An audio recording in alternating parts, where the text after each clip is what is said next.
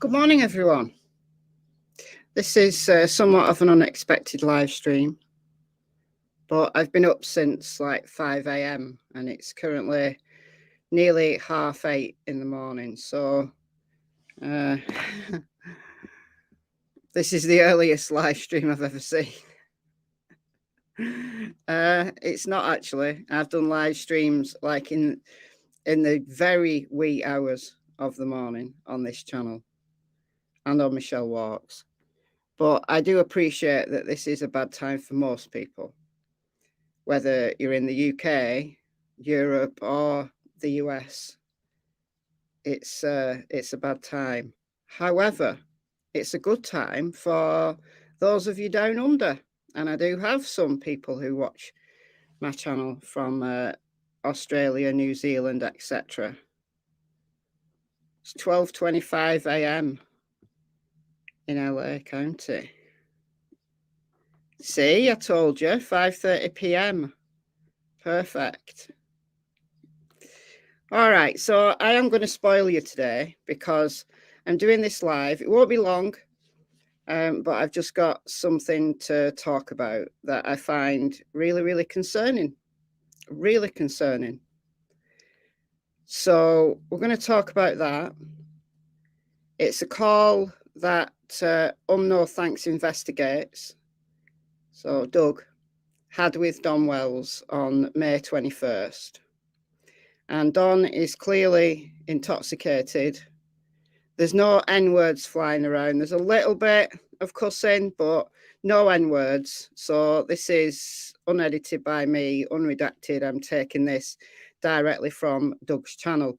But he has asked people to share it. So I'm not going to play the full call. It's not a long call, but I'm just going to play the concerning bit. So yeah, we're doing this now early, and then I've got a video to make because it's episode 3 of my June 15th series. So in that series, there's going to be 7 videos, so it's going to go on like all this week. I've already done Dawn, Candice. Today will be Grandma. Tomorrow will be Geordie Sue. So it's focusing on what the people who were actually there on the ground that had either contact with Summer or they had some involvement in the case, who were actually there on June 15th, 2021. And we're going to talk about what I do is I talk about from each person's words, each person's own words, what went down that day. So I'm kind of building it up day by day. So really, Don, Candice, Grandma are laying a foundation for the later videos. So yeah, that's coming later. And also on Michelle Walks, I'll be doing an episode of my Where Is series, which is something I do. Thank you, Starkey Rottweilers, for the $10, 10 Australian dollars. Thank you so much. It's very kind of you. There we go. Made your first live. Wow.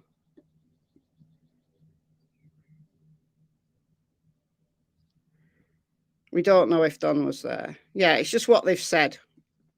What they've said. I mean, Don was there part of the day, but it's just what was said. But yeah, over on Michelle Walks, I'm going to be doing another missing case, and it's another Scottish case. The last 2 that I've done are both from Scotland, but this one is as well.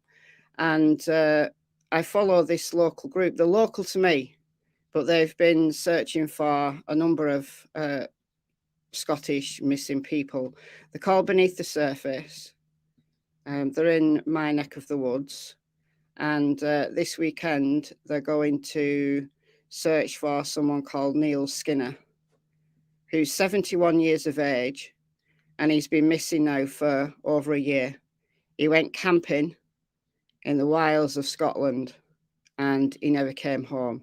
So we're going to talk through that case, what's known about where Neil was last seen, where he might be, etc., etc. So that's coming later on a bit, kind of like this evening over on Michelle Walks. So without further ado, let's play this call. So I'm going to put a link to this in the chat so that you can go and listen to the whole call if you would like to. It's not a long call. Doug played it on his channel last night in a live stream. I caught some of that, but it was quite late. I went to sleep. But he's put the whole call up, so I'm going to play that for you. I'm not playing the whole call. I'm just playing the bit that I find really concerning. Now, what's this? No, Google Chrome wants to access the control finder. Go away. I'm not dealing with things like that. I'll put a link to this video in the description box after the live. I just forgot to do it beforehand. So I'm going to turn my camera off and play this call. So remind me, because I've heard this story before. I've heard Don talk about this before. Not in so much detail, but I have heard this story before. I believe, correct me if I'm wrong, I believe it was a conversation with Ziggy. I remember doing a video about it, and it was one of the reasons why I became absolutely convinced that Summer had been sold, that Summer had been trafficked. It was one of the reasons. So it's way back, way back. I'm going to have to go and check my old videos, but it's the same story. It's very familiar, but there's more detail that he gave to Doug. So without further ado, let's play this call. I'm going to comment throughout. So if you want the call without any interruptions from me, then please do go and listen to this afterwards. Okay, I'll be watching chat on my other computer.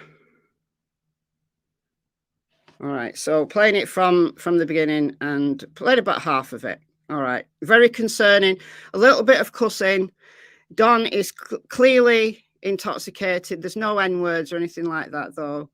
And it's all about drugs and meeting a 14-year-old girl on the street. So let's go. So when I was in the drug areas in Southern California, everybody knows that stock is a major drug hub. I could go there right now and probably buy, I'll guarantee you, bro, and you know I'm telling the truth. I can go to Southern California right now and get the Mexican Mafia and I could probably spend $300 and get fucking a half ounce of pure cocaine. You know this. Wow. You know this. Come on, man. Don't have yeah, Stockton is far from me, though. So, yeah, I'm like an LA guy. Yeah.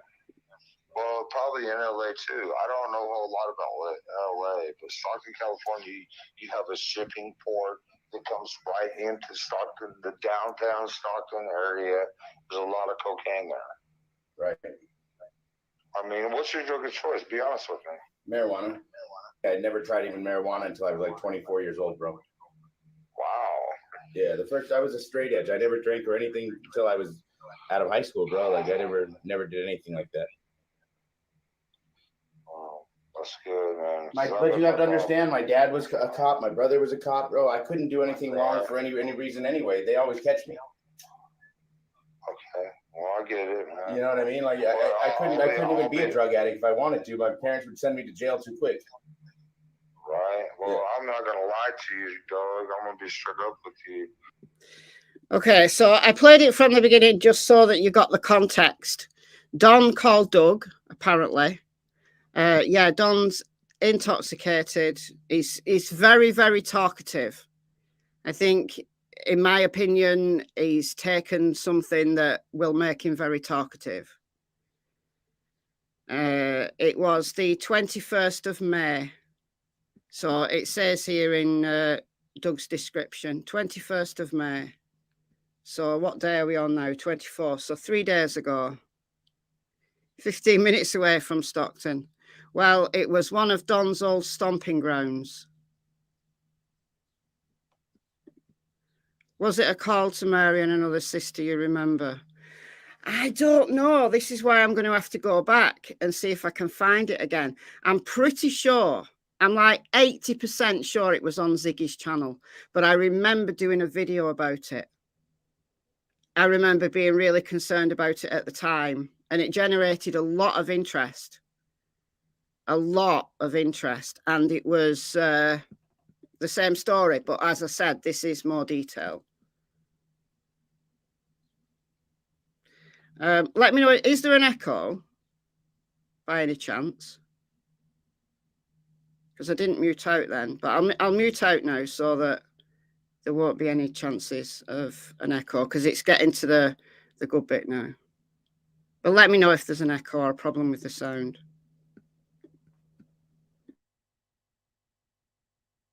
Cocaine's been a major problem in my life. Right.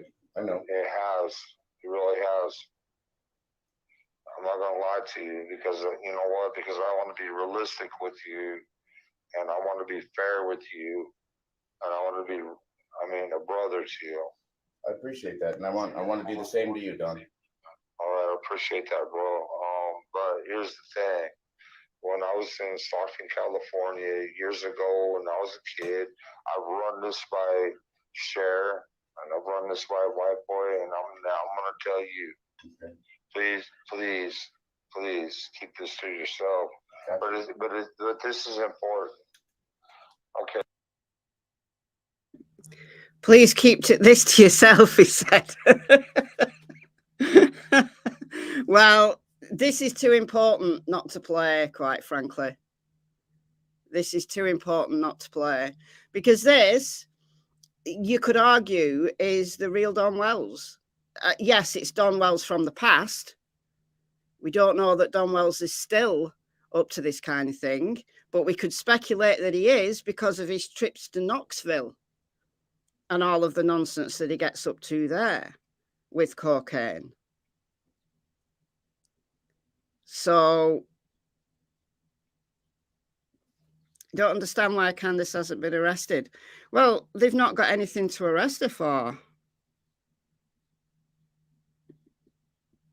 Please keep this to yourself and all your listeners. Right. This is concerning now. Listen to this. Okay. I was running the drug areas in Stockton, California when I was a younger kid. Right. Okay. And I seen this 14-year-old girl. I could tell she couldn't have been no more than 14 years old. Beautiful little girl, right? Right. And but she was dressed like like a hooker, basically. I pulled up to her in my truck, and I'm like, "What the fuck are you doing out here? Like, what do you not know that you're in a drug area?" Kind of thing. And she's like, "Well, I'm just blah blah blah." I can't remember what she told me. I said, so a 14-year-old girl dressed like a hooker, and Don stops because he's a white knight. This is Don Wells on his shiny white Charger. Yeah, baseline self, yeah. He's talking to Doug, no thanks. It's this call here. I'll share the link again. Doug has asked people to share it, so that's why I'm playing this. I'm playing about half of the call. I'm playing about the most concerning bit. Towards the end, they go on to talk about cops and Hawkins County and how terrible they are. And we know that there's problems with Hawkins County. I'm not going to play that. It's just this bit that is... I don't have words. I don't have words to describe that. When Don is intoxicated, he will say all of this stuff. And I don't believe that he's making this up. This is a story he said before. Now, he says here that he's told Cher about it and he's told White Boy about it. But I'm convinced, I'm 80% convinced that this came out way back with Ziggy. Now, this is in his younger days. This is when he was living in California for a while. Yeah. Yeah. I do remember that. I do remember that. But he's white knighting. So he's in this drug area, right? Sees this young girl, pretty in his words, and he stops. And she's dressed like a hooker. Okay.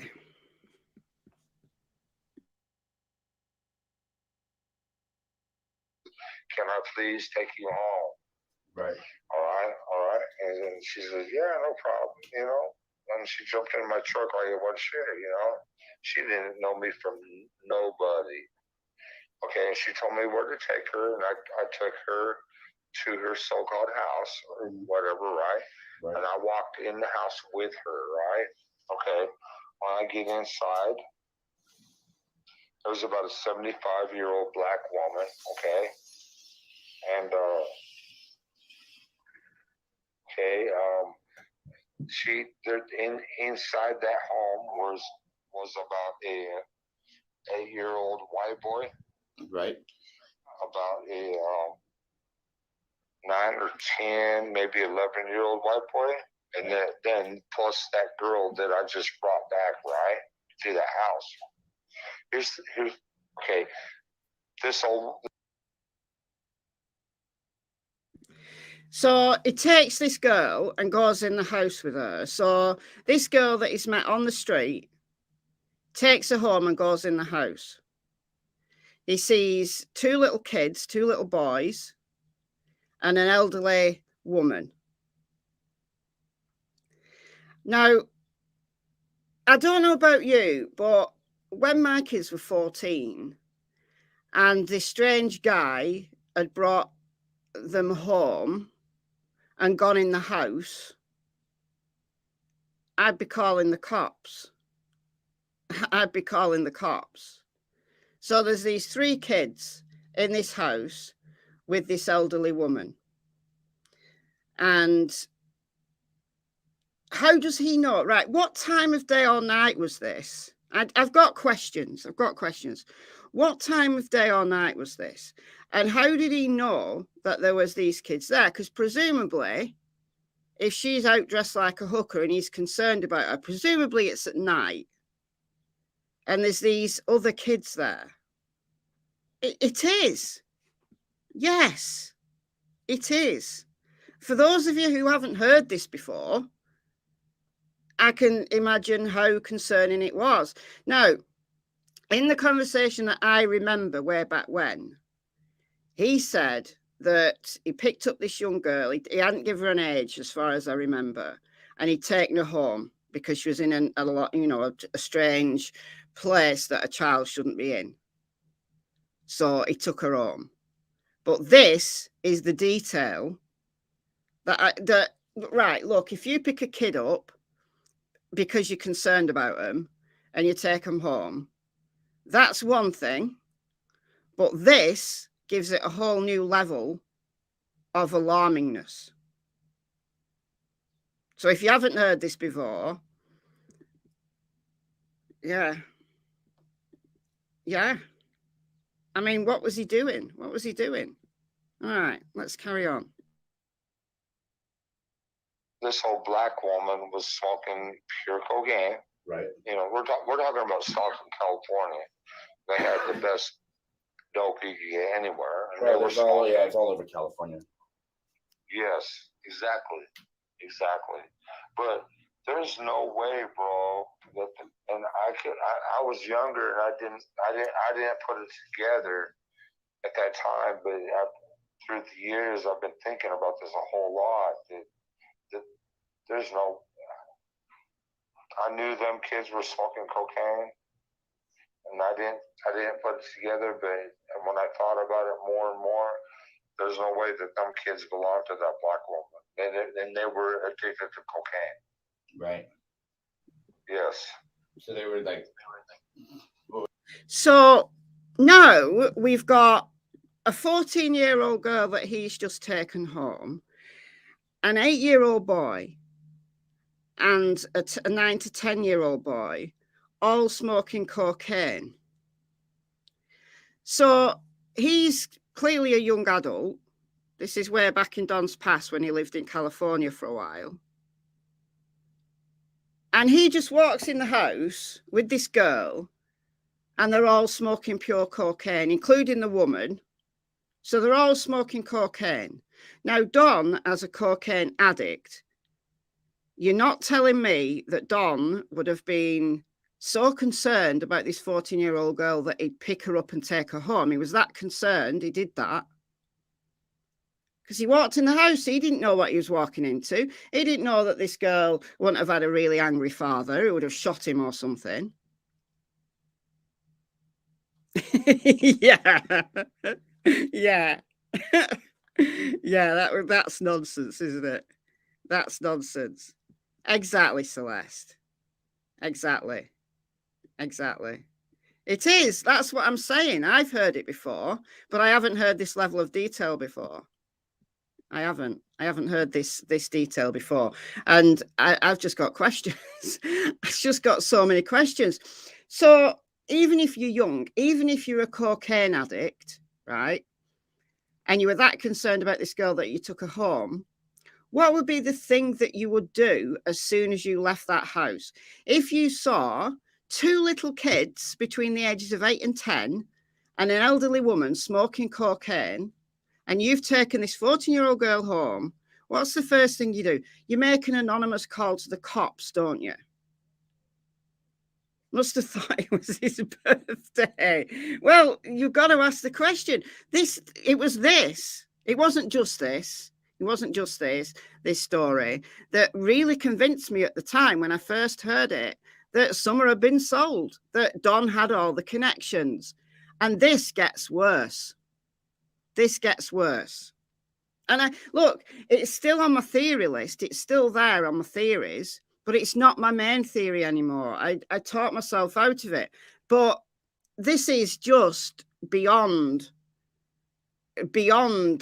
my comprehension that a young man would pick up a young girl, take her home, walk into her house, witness them smoking cocaine, including an 8-year-old, and then he just walks away, and then he's thought about it for years after.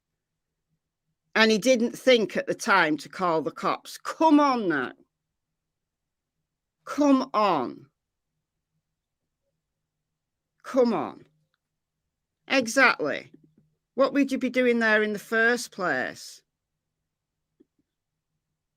It's moved back up again now. It's moved back up again now.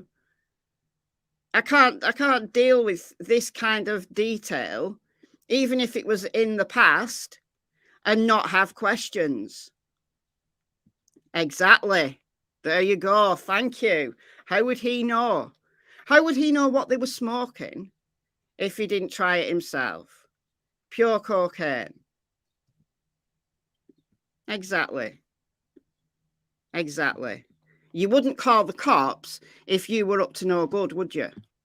If you were literally a white knight and you were that concerned about this situation that was going on in this house, no, you might not want to incriminate yourself and give them all your details, but you'd make an anonymous call. You just say, right, don't ask me any questions about me. There's this house, you give the address, there's kids in there smoking cocaine. And you put the phone down and you don't give them your ID. That's the way to do it if you were concerned about your own, I don't know, your own safety against, from the cops. Well, I would have just called 911. That's what I would have done. But yeah, but it gets worse. It gets worse. Them kids could have been kidnapped from anywhere in the United States, right? And addicted to cocaine and controlled by cocaine. Cocaine's that beast, huh? Sir? Cocaine is that kind of beast, huh? Cocaine is what? Is that beast? It'll bring out the beast in people. Well, right? well, I mean, you can get anybody. You know how it is. Well, maybe you don't, but I'll tell you. I will tell you, Tom. Okay, I will educate you, then. When you get addicted to drugs, you will sell your own soul to stay high. A lot of people. You will sell your own soul to stay high. Don, if you ever see this video, I've got questions. I've got very serious questions.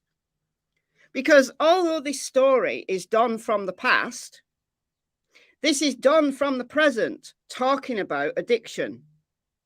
He didn't say, in my past, I was so addicted, I would have sold my soul to stay high. He's talking in the present. At this point, he's talking in the present. You will sell your own soul to stay high. Well, is it? Yeah, in my opinion. Yeah, in my opinion. So you'd sell your soul. Would you sell one of your kids, is my question to Don Wells. Would you sell one of your kids? Because you're talking in the present tense. I hope so. I hope that, Doug said at the end of this, at the end of his live, he said that he wants people to share this call. He wants people to share this call, and he talked about the authorities. They've got to take notice now. They don't like YouTubers. They think we're all meddling and have nothing to add to the conversation, and we're just interfering with their investigation. And he hopes that the authorities will listen to this. So all he has to do is send this link to tips at TBI. Let me just get the email address for you. I've got it. It's tips to TBI. Just a sec.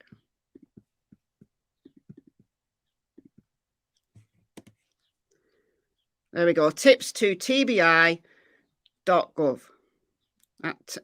Tips to TBI at tn.gov. So I'm sure that Doug will have turned this in, but all he has to do is send the link, tell them the timestamp where it starts, because there's kind of a little right at the beginning of this video is a little kind of collection of clips that Doug has put together. The call starts about halfway through this video, and it is only a short call, but the amount of detail in it, the amount of concern in it, TBI won't care. Yeah. It's too much, I guess, extrapolation, but it's just so concerning to me. Anyway, there's a little bit more. So he's now in the present tense saying that he'd sell his own soul to stay high. And these kids who are smoking this cocaine, now, why would you give kids cocaine? Why? You know, if you were an addict and you were looking after kids, surely you wouldn't want your kids to steal your stash. If they truly were smoking cocaine, they're smoking cocaine for one reason and one reason alone. And Don said it, to control them, to keep them addicted, to keep them high. And there's only one reason that you would do that to a child. So, yeah, there's a bit more. Let's carry on. People, man, cocaine, I mean, Stockton, California is a major drug hub. Right. We have to look at this stuff. I mean, I know what you're talking about for sure. I definitely know it's definitely Summer could be in a situation like this. That's what scares the fuck out of me. Right. Do you think somebody from the holler would, since they wanted to get you out of there, do you think somebody would do this to you? Well, look at this, man. You know, hey, suppose, okay, look, you know, okay, I know this. You may not know this, but I do know this. I could go to Stockton, California, get a hold of the Mexican mafia, and they would lead me in. I could buy probably an ounce of cocaine for $100, bro. You know how cheap that is? Yeah, that's expensive drug too.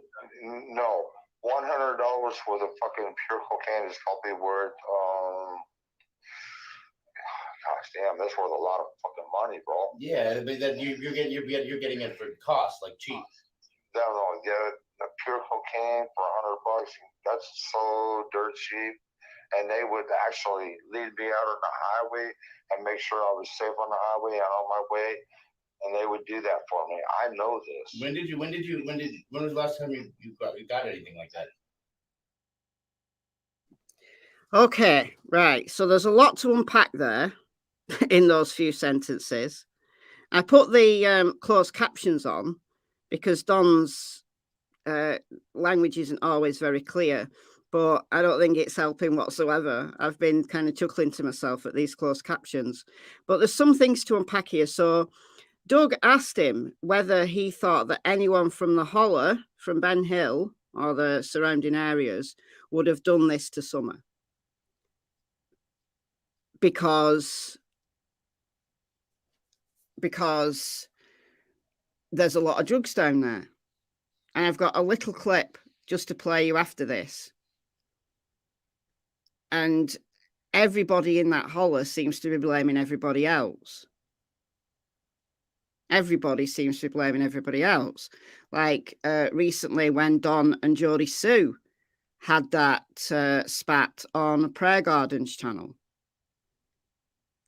Jodie Sue was blaming Don for all the drugs that was coming into Ben Hill. But yet Jodie Sue in the past has blamed Andy and has said that Andy was possibly supplying drugs to 110 to possibly sedate the girls so that they could be touched. Yeah, but how do we know what is true and what isn't? How do we know? Now, she walked it back. I don't know whether any of you caught Tiffany Marie's live from a few days ago. And Jodie Sue was on, Chasing Truth was on. And then there was I can't remember who else was on. I think it was right at the beginning when it was just Chasing Truth and Jodie Sue on the panel. Yeah, Grandma's still alive, yeah. Yeah, Grandma's still alive, yeah.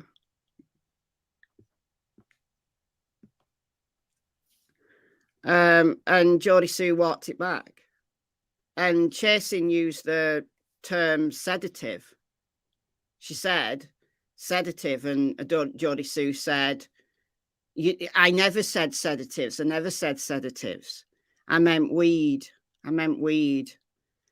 But so Andy's supplying weed to them at 110 so that they can sedate the girls to be touched. And then the little clip I'm going to show you in a few minutes is again on Doug's channel. And he's talking about all the meth down there. It is. It's crazy. It's crazy. They're all blaming each other for the drugs that are coming into Ben Hill. But do you notice what he did when Doug asked him? It was Don that brought up the potential for Summer to be in this kind of situation. And Doug said, quite rightly, Doug said, do you think anyone from the holler would have done this to Summer? And he didn't answer. Now, whether he didn't hear it properly and he was just so focused on telling Doug about California and reliving his glory days,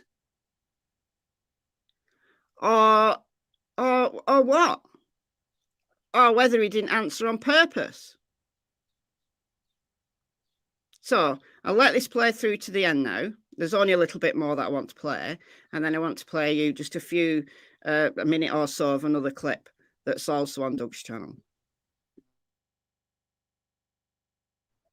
Man, I ain't never got no shit like that. But I've been with people that's done this. I've seen it. I know.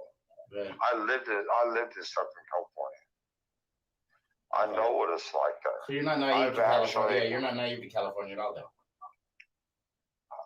Man, I took this black girl. I took this black girl one time. She says, "Just take me down there, okay?" Mm-hmm. And I watched her get a golf ball of pure cocaine for a $100 bill. Holy shit! No, man, that's the way it is, man. When you know these people, and you have the connections, you can get awesome deals like that. So, are you telling me that these people that are doing this, they also have the ability to have these kids, addicted and? Okay, well, look here, man. Look here. Okay, say that you're a drug dealer, okay, and you can get an awesome deal like that, and say you go to some city in the United States and sell cocaine for a living. Okay. Okay, what are you going to do on your way back? Think about this black woman I seen. They had the two young boys that I know weren't hers, right. And this 14-year-old girl that I know weren't hers. Right. How'd you end up there? Okay. How did I end up there? Yeah. You wouldn't believe it if I told you. I want to know. I'm kind of curious. Okay, my mother took over a Motel 6 out there in Stockton, California. Mm-hmm. They tried to shut the drugs deals off out there because Stockton, California is a major drug distribution city. That Stockton, California thrives off that kind of stuff. Okay, so they shut down the drug activity in that motel, and they lost 100% of their business. Right. Do you know what they had to do to open that Motel 6 back up? What happened? You wouldn't believe it. Okay, what they had to do, they had to allow some select drug dealers to come in. And not only that, they had to hire security to protect them. What? No, I'm serious. Yeah, I'm serious as fuck. Oh my God. They had to hire security to protect the drug dealers and allow them to sell cocaine in the Motel 6 to bring it up to 100%.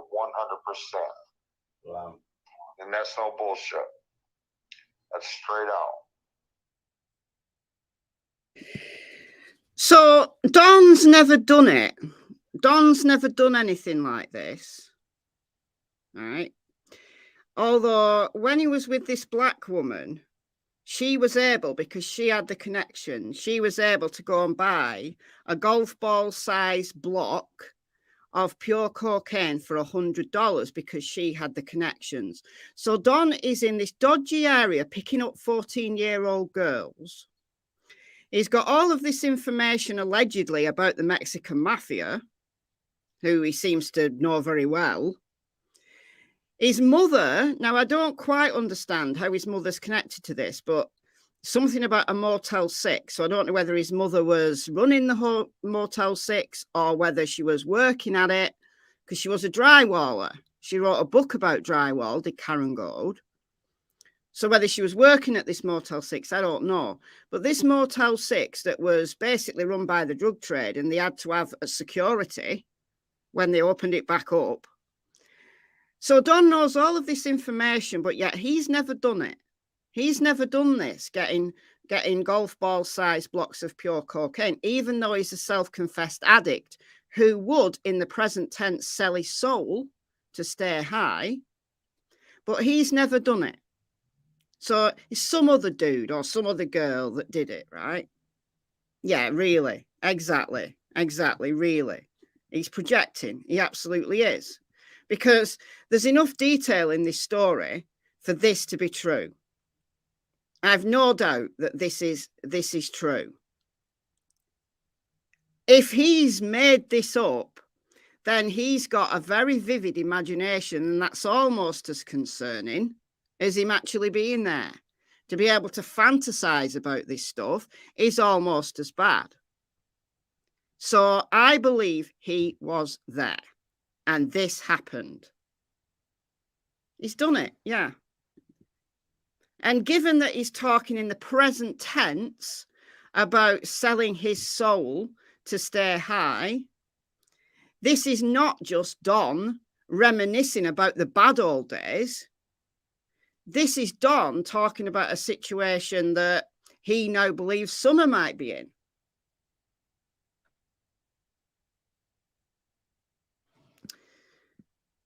I don't know. I don't know where.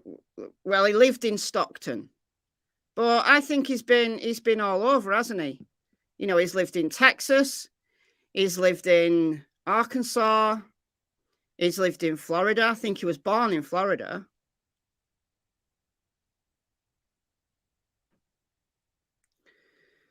So, yeah, she wrote a book about drywall. Do you want to see it? Hold on. Please hold.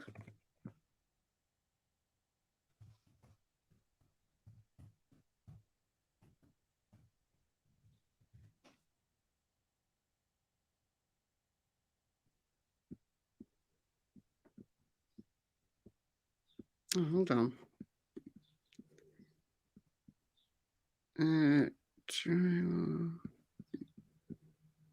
There we go. This item is in stock.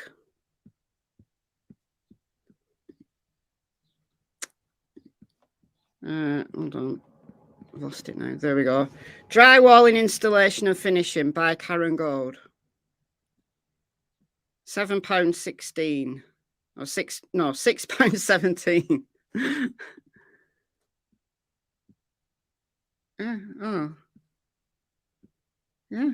So it's still there. March the 1st, 1993.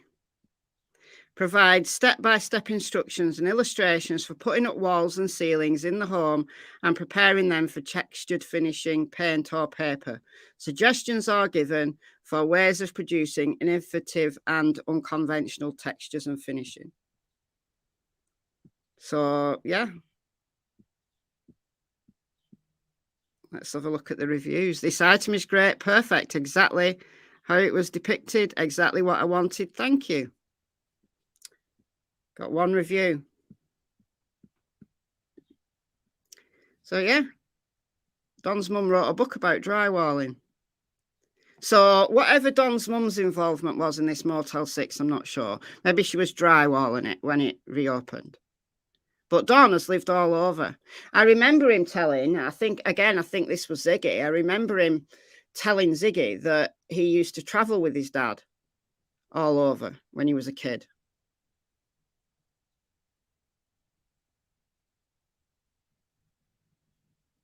Stockton, California is northern. Well, he probably lived in Southern California as well. He's probably just confusing all of these places that he used to live. Anyway, I've got another little snippet for you as well from Doug's channel.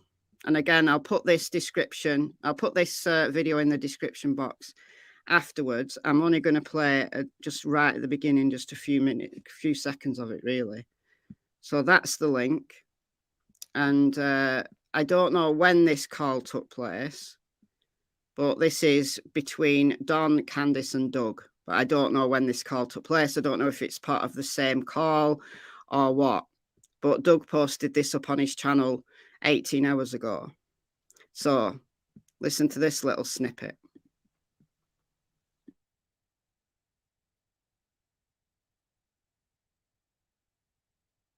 Just go over there and just visit with her? Or was it not that kind of friendship? No, but I did go over there and babysit her house one time when she and him went to Washington, D.C. to pick up some stuff. Got it. Wow, okay. But he had traffic down there, though, along with the meth guy down the road. You have traffic coming in and out of here also. Right. So we got Jody, Sue, and that guy. And then we got Jody Sue and that guy, and then we got Brad Hill down the road into the meth and the pills. Okay. Which that's quieting down a lot since I've been spreading that all over YouTube. There ain't much traffic through here lately. Are they gonna find anything else in your blood when they do? Oh fuck, it's that bad, huh? So Don, I'm sure this is true, right? I'm sure this is true because Fred Hill, when he was talking to Ziggy, said that he was into pills, right? So we've got Fred Hill, who's the meth guy and the pill guy. We've got Jody Sue and Andy going to Washington, D.C. to pick up a bunch of drugs. And I've heard that story before. That story's come out before. And Candice babysat their house while they did that, while Jody Sue and Andy went to DC to do a drugs run. So where were Jody Sue and Andy's kids when that happened? Because if Candice babysat her house, it was definitely when Jody Sue's kids were alive. I mean, how long have Don and Candice lived at 110? The eldest boy, who will be 14 now, was a baby when they moved from Arkansas to Tennessee. So it's 14 years. So Jody Sue's daughter is about 14, I think. And then the elder one is 20, 21. He's in the military now.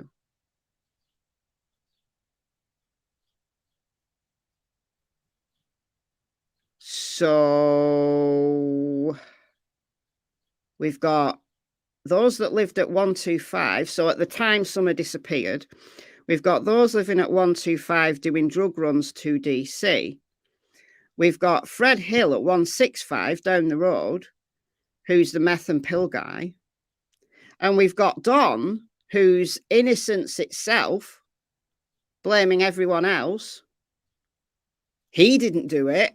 He didn't do it. He just knows all about it. He just goes and picks 14-year-old girls up and takes them home. The kids were with them. The kids went with them. Oh, my God. Oh, my God. Okay.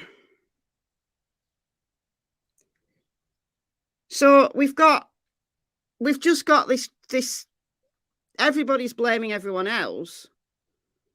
And then we've got this missing little girl. We've got this missing little girl who no one apparently knows where she is or what happened to her. But hey, there's a plus side because the drug trade has slowed down on Ben Hill since Don's been talking about it on the internet. It's all slowed down now. So I bet they're all peed off that they've lost their business because Don's chatting crap about it on the internet. And still, we've got a missing little girl who was 5 at the time she disappeared. And her name is Summer Moon Utah Wells. Remember her, Don? Don fears that she might be in the same situation that this 14-year-old girl was in, being addicted to cocaine, pure cocaine at that.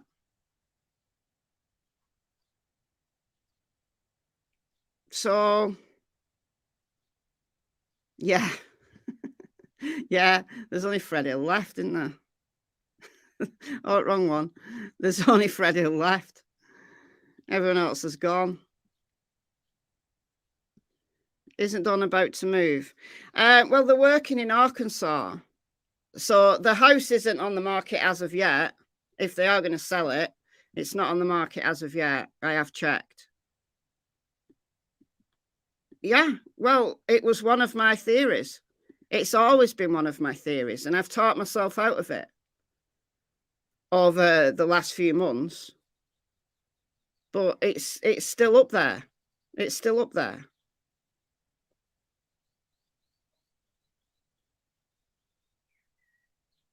Yeah.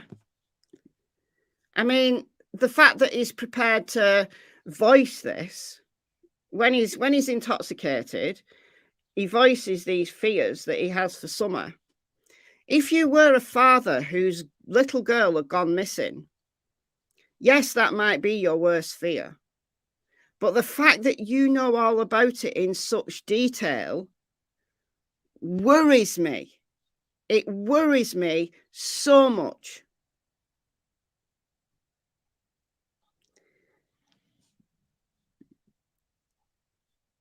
Yeah. But if you've, the thing is, if you've got the connections, and this is the point I've made for months and months and months, years at this point, that if there are trade routes that were originally, in the old days, they were moonshine trade routes, and then it's meandered into drug trade routes, and the people who know each other, who trust each other to be involved in these trade routes, a proportion of those, only a small proportion of those, will use those trade routes to traffic other things as well as drugs. They'll traffic humans as well as drugs. This goes on all around the world. All around the world. It happens in my country.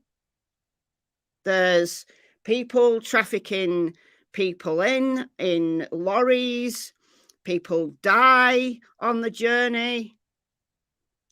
And some of those end up in the sex trade. I mean, 30 miles away from me is Manchester, which is one of the biggest cities in the UK. And they've busted so many, like brothels and businesses who are, that on the face of it are legitimate businesses, and they're involved in trafficking. It's terrifying. It's terrifying. Quite a number of these places have been raided, shut down. People are in jail because of it. It happens everywhere.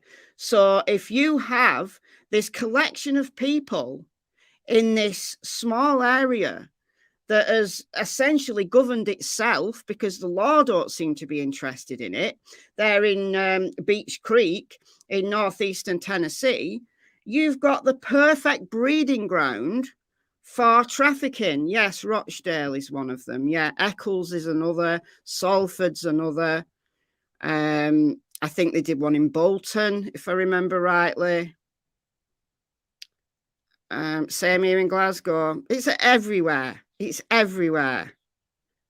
So you're not telling me that no one has thought about doing that in northeast Tennessee, in the Beach Creek community of Hawkins County, where the law doesn't seem to want to be interested, and a little girl has gone missing. You're not telling me that there's no interest in that kind of trade, because it happens everywhere. It's a global crime. It is. It's a global crime.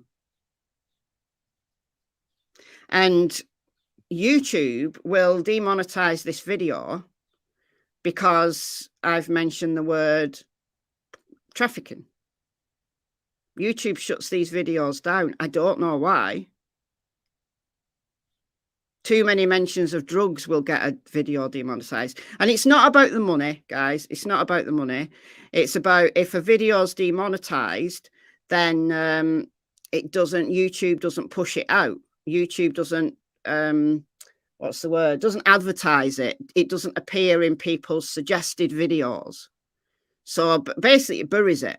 Because if a video is demonetized, then it's not just the creator that doesn't make money off the ad revenue. It's also YouTube, because YouTube takes about 40-45% of the ad revenue.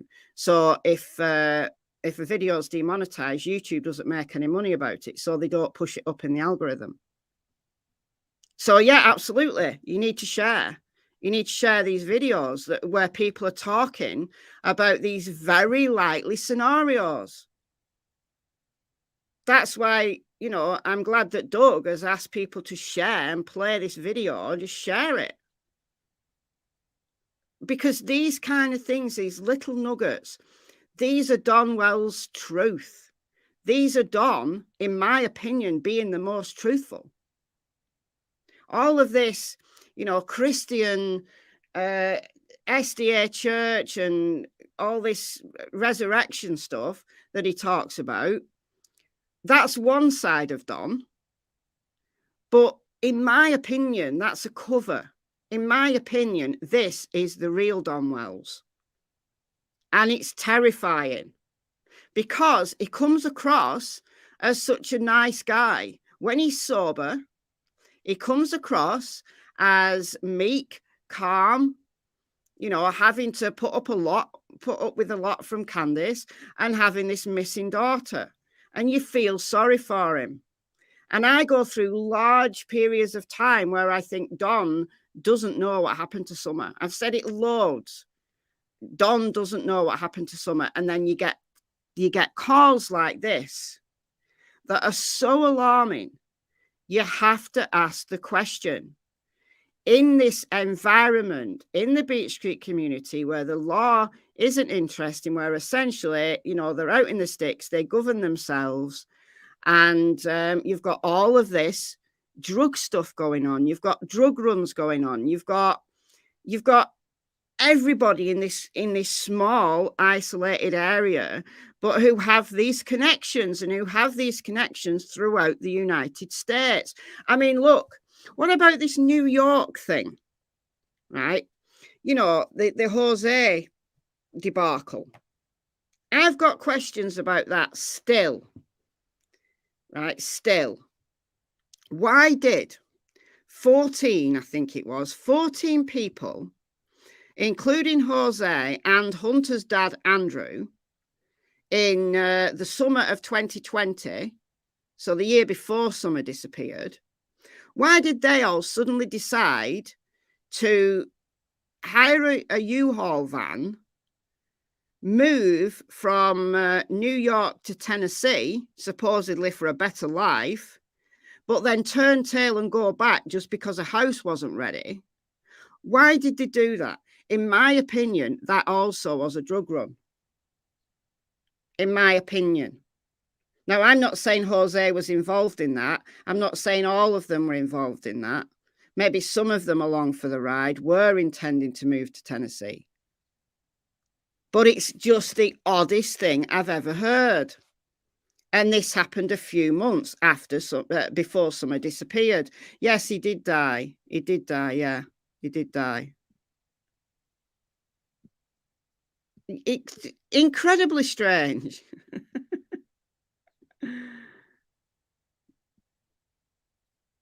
Did he? I haven't heard him say that.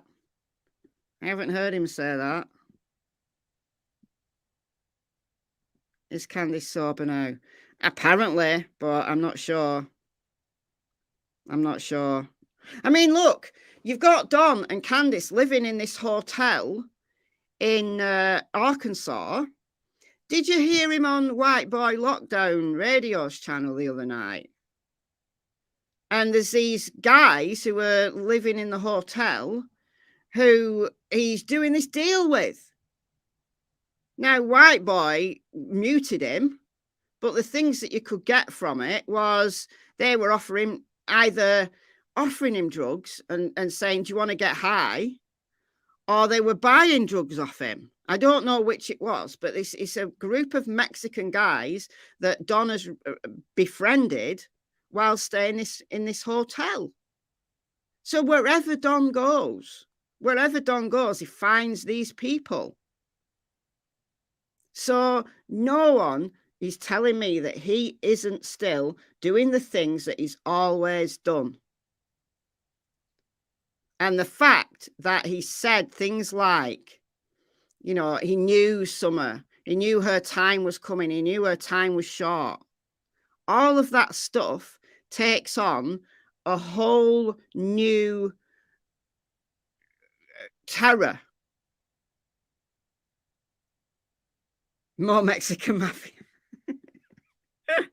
Yeah, go and listen to it. I mean, you don't hear very much because White Boy muted him a couple of times. But wherever he goes, he's staying in this hotel. Wherever he goes, he can hook up with people who he either sells drugs to or buys them off. And yeah, this might only be weed, but how do we know? How do we know that they're not? Because clearly Don, in this phone call with Doug on the 21st, 3 days ago, he clearly was not sober, and he was very, very, very talkative. So he's on some kind of upper, in my opinion.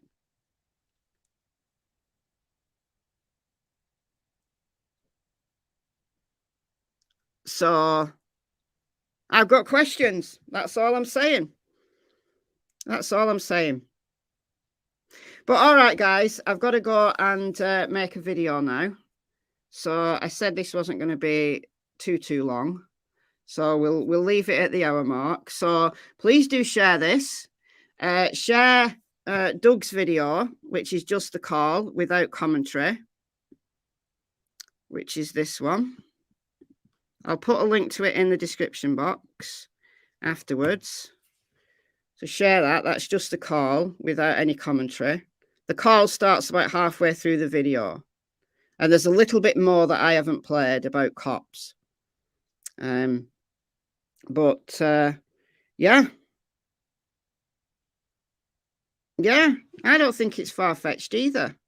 I don't think it's far-fetched. Because Don seems to have friends all over, make friends all over. And he has this long existing group of people that he seems to have these connections with. And wherever he goes, he makes new friends.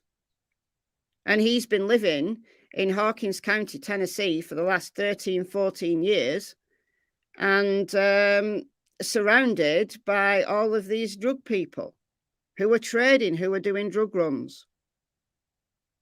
So, yeah, make of it all what you will.